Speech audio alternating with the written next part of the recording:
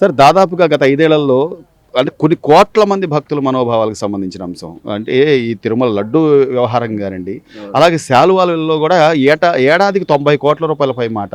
మొన్నగా ఇప్పుడు తాపడం గురించి కూడా అంటే బంగారం తాపడంలో కూడా 50 కేజీల పైగా బంగారం కాజేశారు. అంటే కనీసం ఇన్ని కోట్ల మంది భక్తులు మనం ఒక మాజీ ముఖ్యమంత్రి లేదా అప్పుడు ముఖ్యమంత్రిగా ఉన్నాం తెలిస్తే వాళ్ళ భక్తుల ఇబ్బందులు పడతారు, వాళ్ళ భక్తుల మనోభావాలు దెబ్బతింటాయి. ఇలాంటివి ఏవి లేవంటారా? అసలు ఏం జరిగి ఉంటుంది ఏంటి అని? ఒకటి కాదండి, 10 రకాల స్కాములు బయటపడుతున్నాయి ఇప్పుడు. శాలువాలు, ప్రసాదాలు, తర్వాత దొంగ టికెట్లు అమ్ముకోవటం, పరకామణి. అసలు ఒకటి కాదండి, ఇవన్నీ కేసులే కదా. వాటన్నిటినీ కూడా వాటిని మర్చిపోయి అసలు ఏం జరగనట్టుగా ఇగ్నోర్ చేసేసి మాజీ ముఖ్యమంత్రి దాన్ని ఏం చేస్తున్నాడండి, అసలు దాని గురించి మాట్లాడకుండా ఎంతసేపు అక్కడ అది చేసాం, ఇక్కడ ఇది చేసాం, ఇక్కడ ఇది చేసాం, మేము చేసిన చెప్పుకోలేకపోతున్నాం, అందుకే ఇట్లా ఉంటుంది. అంతేగాని జరిగిన దాని గురించి ఒక్క స్టేట్మెంట్ ఉండదండి ఎప్పుడు. ఈ విషయంలోనే కాదు, ఎప్పుడైనా చూడండి మీరు, ఏదైనా జరిగితే దాని మీద ఎప్పుడు స్టేట్మెంట్ ఎప్పుడు ఇవ్వడండి ఆయన. ఇప్పుడు అది తనకు తెలియనట్టుగా మాట్లాడతాడు, వేరే విషయాలు మాట్లాడతాడు. డైవర్స్ పాలిటిక్స్ అండి అది. అంటే మాట తప్పిస్తున్నాను అనమాట. ఇప్పుడు తిరుమలలో అన్ని జరుగుతూ ఉంటే అందరూ అది మాట్లాడుతూ ఉంటే అది వదిలేసి ఇంకేదో మాట్లాడతాడు ఆయన. అది దాని మీద మాట్లాడాలి కదా. అంటే చిన్న దొంగతనం అంటాడు, అదేముంది అసలు $7-9 అంటాడు. దారుణం అండి అది. కనీసం ఆయన క్యాలిక్యులేషన్ కూడా తెలియదు. చాలా ఘోరమైన విషయం ఏంటంటే ఎన్ని $9 పోయినాయి అంటాడు, దానికి $72,000 అంటాడు. $9 ఏంటి, $72,000 ఏంటండి ఆయన. అందుకే రాసి ఎల్కేజీ కూడా పనికిరాడు ఆయన. ఎల్కేజీ కూడా పనికిరాడు అండి. ఎల్కేజీ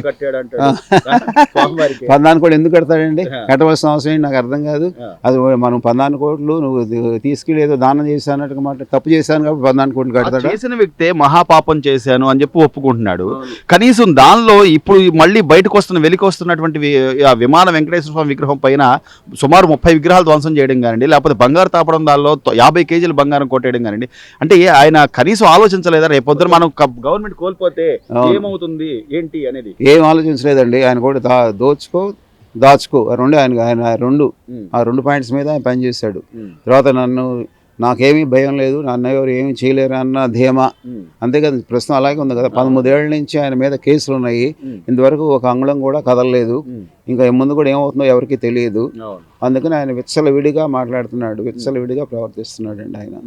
కనీసం ఈ పీపీపీ మోడల్లో గవర్నమెంట్ చాలా స్పష్టంగా చెప్తుంది, మనకు ఆర్థిక ఇబ్బందుల వల్ల వేరే ప్రైవేట్ వాళ్ళ పార్ట్నర్షిప్ తీసుకొని పబ్లిక్ మంచి చేద్దామని చెప్పి చాలా స్పష్టంగా క్లియర్గా మొత్తం అంతా కూడా అధికారం ఆ ప్రభుత్వం చేతుల్లో ఉంటుందని చెప్తున్నా కూడా మీరు ఎవరు వస్తారో రండి, 2 నెలలు అరెస్ట్ చేస్తాం, మళ్ళీ వచ్చేది నేనే అని చెప్పి జగన్మోహన్ రెడ్డి గారి పీపీపీ విధానం అండి ఆల్రెడీ ఉందండి. ప్రొఫెషనల్ కాలేజెస్ అన్ని కూడా అలాగే నడుస్తున్నాయి. తర్వాత కొత్తగా వచ్చినవన్నీ కూడా పీపీపీ విధానంలోనే నడుస్తున్నాయి. అని తెలియకపోతే అది మనం ఏం చేయలేం. ఎందుకంటే ఆయన ఎంత చెప్పినా కూడా మళ్ళీ అదే పట్టుకుంటాడు ఆయన.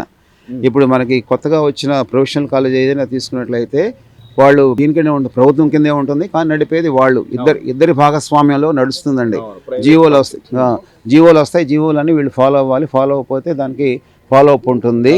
అట్లా పేరుకి అట్లా ఉన్నదన్నమాట. ఇద్దరి భాగస్వామ్యం ఉంటుందండి. దాన్ని ఎంతసేపు అది వదిలేసి ఎంతసేపు ప్రైవేట్ అంటున్నాడు. ప్రైవేట్ కాదు, పబ్లిక్ కూడా ఉంది అన్న విషయం దాన్ని ఆయన మాట్లాడలేదు. అది దాంతో అందరూ ఏమిటంటే ఎంతసేపు అదే మాట్లాడుతూ ఉంటే అదే కదండి.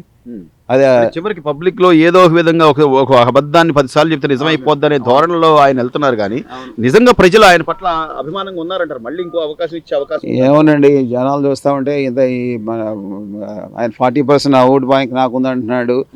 బయటకు వస్తే జనాలందరూ కూడా చూస్తున్నాం కదండి ఆయన చుట్టూ ఎట్లాంటి వాళ్ళు చేరుతున్నారు. కత్తులు కొడవళ్ళు వేసుకుని రఫా అంట అలాంటి బ్యాచ్ అంతా ఉన్నారండి ఆయనకి. ఉన్నారు. అసలు అవ్వకముందు ఇంకా సంవత్సరం 2 ఏళ్ళు కూడా అవ్వలేదు కొత్త ప్రభుత్వం వచ్చి. అప్పుడే 2029 నుంచి రాగానే 88 మంది రాగానే నరగటం మొదలు పెడతాము. ఏంటండి అది? 88 సీట్లు రాగానే నరగటం మొదలు పెట్టేస్తారంట. చాలా దారుణంగా ఉన్నారండి. కాలుతో విన్నారండి. అసలు ఆయన పుట్టినరోజు వేడుక ఏంటి ఏంటండి అర్థం లేకుండా, దానికి దీనికి ఏమైనా సంబంధం ఉందా అసలు? చివరికి సార్ అంటే ప్రజలు ప్రతిదీ గమనిస్తున్నారు, ప్రజలు ఆలోచనగానే ఉన్నారనుకోవచ్చు. ప్రజలందరూ గమనిస్తూనే ఉన్నారండి, అందరూ తెలుసుకుంటున్నారు, అందరికీ తెలుసు అంతా. చివరి సమయం వచ్చినప్పుడు తగిన చర్య తీసుకుంటారండి. అంతే. మొన్న జరిగింది అదే కదా, ఈసారి కూడా అది జరుగుతుందండి. అదే సార్ దాదాపుగా ఈ 2 సంవత్సరాల్లో కూటమి ప్రభుత్వం అధికారంలోకి వచ్చిన దగ్గర నుంచి కూడా ఒకవైపు సంక్షేమం, మరోవైపు అభివృద్ధి. అంటే ఇన్ని ఆర్థిక ఇబ్బందుల్లో చంద్రబాబు నాయుడు గారి పరిపాలన తీరు ఎలా ఉందండి? బాగుంది. కనీసం ఆలోచన ఉండాలి కదా అసలు ఏం జరుగుతుంది ఏంటి. అసలు ఆలోచన ఉంటే పరిస్థితి రాష్ట్రానికి ఈ రకంగా ఉండదు కదండి. ఇప్పుడు ఆయన ఎంతసేపు వన్ వే ఆలోచిస్తాడు తప్ప రెండో పక్క ఎవరు చెప్పినా వినడు. ఆయనకి తోసింది చేస్తాడు. ఇప్పటికి కూడా అలాగే ఉన్నారు. అంతే అంతే. అంటే దాదాపు గత 5 ఏళ్లలో చూసాం అమరావతి డెవలప్మెంట్ లేదు, ఎక్కడ కూడా ఒక పరిశ్రమలు వచ్చిన దాఖలాలు లేవు. కానీ ఇప్పుడు ఈ గూగుల్ ఏఐ అని కానీ లేకపోతే కాగ్నిజెంట్ అని కానీ మొన్న ఈ మధ్య చంద్రబాబు నాయుడు గారు అన్ని వేల మంది విద్యార్థులతో ఇంటరాక్ట్ అవ్వడం కానీ చూస్తుంటే కొద్దిగా భవిష్యత్తు మీద ఆశ ఉందండి. భవిష్యత్తు మీద మన పిల్లలు ఇక్కడ ఉద్యోగాలు చేసుకోవాలంటే ఇక్కడ రావాలి, కంపెనీలు రావాలి, డెవలప్ అవ్వాలి. చేస్తున్నారు, ఆ దిశగా అడుగులు పడుతున్నాయి. అలాగే సార్ ఈ తిరుమల గురించి వస్తున్న ఒక్కొక్క వార్త బయటకు వస్తుంటే అంటే ఎన్నో కోట్ల మంది చాలా బాధగా ఉందండి అది వినటానికి కూడా. ఎందుకంటే మనోభావాలతో ఆడుకుంటున్నట్టుగా ఉంది. అంతేగాని దాన్ని డెవలప్ చేయాలి లేకపోతే మన ధార్మిక ఇది చేయాలి, జనాల్లో పెంపొందించాలి అనేది ఎక్కడ కనపడలేదు. గత 5 ఏళ్లలో జగన్మోహన్ రెడ్డి గారి ప్రభుత్వ హయాంలో లడ్డూలు కానివ్వండి, శాలువాలు కానివ్వండి, లేకపోతే చివరికి బంగారం కూడా 50 కేజీలు ఆ పైన విమాన వెంకటేశ్వర స్వామి పైన విగ్రహాల ధ్వంసం అంటే ఇది కేవలం కావాలని జరిగింది అనుకోవచ్చు. కావాలని హిందువులకి అగైనెస్ట్ గా జరిగింది అంతే. అది మరి ఆయన కేసిన వాళ్ళు హిందువులు కూడా ఉంటారు కదా సార్. అది ఆలోచించట్లేదు ఆయన, ఆలోచించట్లేదు కదా ఆ రకంగా. ఇప్పుడు అట్లా ఆలోచించే వాళ్ళు అయితే ఈ రకంగా చేయరు కదా. కనీసం పశ్చాత్తాపం ఏమైనా ఉందంటారా? లేదు. అదేదో లడ్డు లేకపోతే అదేదో చిన్న దొంగతనం కేసు ఇప్పుడు మీకు పరకాయమంలో చోరీ జరిగింది. అది చిన్న కేసు అంటే దానికి అర్థం ఏముంది? ఇంకా 120 కోట్ల పై మాట, $9 అంటాడు, $72,000 అంటాడు. చాలా హాస్యాస్పదంగా ఉంది అది. ఆయన మాట్లాడే విధానం కూడా ఏంటంటే ఆయనకి నిజంగా 5 సంవత్సరాలు మంచి ఆపర్చునిటీ వచ్చింది, దాన్ని సద్వినియోగం చేసుకుంటే బాగుండేది.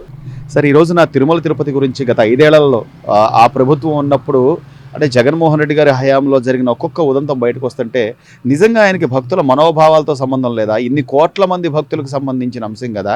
లేదా ఆయన ఓటర్లలో కూడా 40% నాకు ఓటు బ్యాంక్ ఉందని ఏదైతే చెప్పుకుంటున్నారో అందులో కూడా స్వామివారు నమ్ముకున్న వాళ్ళు ఉన్నారు అనే కనీస ఆలోచన లేదంటారా? ఈరోజు ఒక్కొక్కటి అసలు ఎలా చూడాలి సార్ ఈ తిరుమల అంశానికి సంబంధించి? తిరుమల అంశం అనేది చాలా పవిత్రమైంది. సనాతన ధర్మానికి కేంద్ర బిందువు తిరుమల అనేది. కొంతమంది రాజకీయ నాయకులు ఏమనుకుంటున్నారంటే రాజకీయాలు ఆధ్యాత్మికత రెండు కలిపి ఒకటే అనుకుంటున్నారు. ఎందుకంటే ఆధ్యాత్మికతతో కొన్ని రకాల ప్రభావాలకి గురి చేసి ఆధ్యాత్మికాన్ని కూడా ఆయన రాజకీయంగా మార్చినటువంటి వైనం ఉండటం చేత తిరుమలను కూడా అదే ఘాటన కట్టేశారు. తిరుమల అనేది పార్టీలకు అతీతమైందండి. అది వ్యక్తులకు సంబంధించింది, మన చారిత్రక నేపథ్యానికి సంబంధించింది, మన మనుగడకి సంబంధించింది, మన భవిష్యత్తుని భావించేది. ఆయన ఆ విషయాల్లో ఒక ధోరణికి వెళ్ళారండి. అంటే కంటిన్యూగా నేనే ఉంటాను, దీనికి సంబంధించినటువంటి ఎటువంటి వివాదం చెలరేగదు, అది ఏదైనా నా పరిధిలోనే ఉంటుంది తప్ప నన్ను క్వశ్చన్ చేసే వాళ్ళు ఎవరు లేరు అని భావించారు. అయితే భగవంతుడి పట్ల తనున్నటువంటి ఒక దుష్ట వైఖరికి వెంటనే ఆయన వైపు నుంచి ఆయనకు ఒక ప్రతీకార చర్య ఏర్పడింది. ఆయన కనీసం ఈరోజు ప్రతిపక్షంలో కూడా ఉండటానికి ఆపసోపాలు పడుతున్నటువంటి ఈ తరుణంలో అన్ని లెక్కలకి జవాబు చెప్పాల్సిన పరిస్థితిని వెంటనే చెప్తారనమాట. పూర్వం పాపాన్ని వచ్చే జన్మలో అనుభవిస్తారు, కర్మలన్నింటినీ కాదు ఈ జన్మలోనే ఇప్పుడే అనుభవించాలని చెప్పి వెంటనే లెక్కలు అనేది భగవంతుడే ఇప్పుడున్న ప్రభుత్వం ద్వారా అడిగిస్తున్నారండి. అంటే అప్పుడు అనేక ఉదంతాలు సార్, ఇంటి దగ్గర సెట్టే వేసుకొని ఉండే, లేకపోతే ఆ ప్రసాదాన్ని టిష్యూ పేపర్లో చుట్టడం కానివ్వండి, ఇన్ని అంశాలకు సంబంధించి కనీసం ఒక నైతిక బాధ్యతగా అవును కరెక్ట్ పొరపాటు జరిగింది అని ఒప్పుకోవడం కానీ ఏమీ లేకుండా మళ్ళీ నేనే వస్తాను ఒక్కొక్కటి సంగతి తెలుస్తాను అని మీరు చాలా అమాయకంగానే అడుగుతున్నారండి. వారి దగ్గర నుంచి అవన్నీ ఎట్లా ఆశించారో నాకు అర్థం కావట్లేదు. అవన్నీ విధానం కలిగిన సబ్జెక్టులు అండి. దాన్ని అడగటానికి ఆ ప్రశ్నకే అసలు అతను కాదు, అవన్నీ వేసుకుంటే ఇప్పుడు ఇంత దాకా వచ్చేది కాదు కదండి. ఆయనకి ఆ సూక్ష్మ దృష్టి లేదు. దూరదృష్టి ఉన్నట్టయితే ఆయన మళ్ళీ మళ్ళీ ముఖ్యమంత్రి అయ్యేవాడేనండి. అది లేకపోవటం వల్ల నియంతృత్వంతో ముందుకు రావటం, నేనే రాచరిక పాలన రోజులు తలపించే విధంగా తను భావించడం ద్వారా వచ్చినటువంటి సమస్యలే ఇవన్నీ. ఖచ్చితంగా కాలం ఆయనకి సమాధానం చెప్పింది. వాటన్నిటికీ ఇప్పుడు జవాబు చెప్పాల్సిన బాధ్యత అయితే ఉంది. ఆయన బాధ్యత తీసుకోవాలి. ఆయన ఆయా కార్యక్రమాలు ఎందుకు చేశారో ప్రజలందరికీ సవివరంగా చెబితే అందులో కూడా సూక్ష్మ ధర్మం కనుక ఉంటే మేమందరం కన్విన్స్ అవుతాము. ఆయనకి లైఫ్ కోసం ఇప్పుడు సమాధానం చెప్పాల్సింది. దేవుడి విషయంలో దాటవేత ధోరణి అనేది సరైంది కాదండి. ఖచ్చితంగా ప్రతి ప్రశ్నకి ఆయన సమాధానం చెప్పడానికి రెడీగా ఉండాల్సిందే. న్యాయస్థానాలకు చెప్పాలి, ప్రజలకు కూడా చెప్పాలి. Please subscribe to Leo News for more videos.